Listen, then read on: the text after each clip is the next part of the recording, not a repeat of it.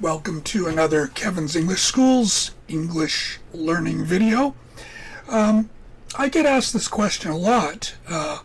How do I improve my English for university? And usually people are talking about going to a university in Canada or America, maybe Europe. I would basically do a lot of reading, read a lot of books. Reading is so important, and we are so used to being on screens, on our phone, YouTube, etc. But I would read a lot of books, spend some time reading books every day. Fiction, nonfiction, slowly try to read more and more difficult books, try to enjoy it, and that will improve your English very, very much. If you can, I would make some foreign friends, if possible. Try to get a part-time job that involves English, maybe at a restaurant where tourists go, something like that, or at a hotel.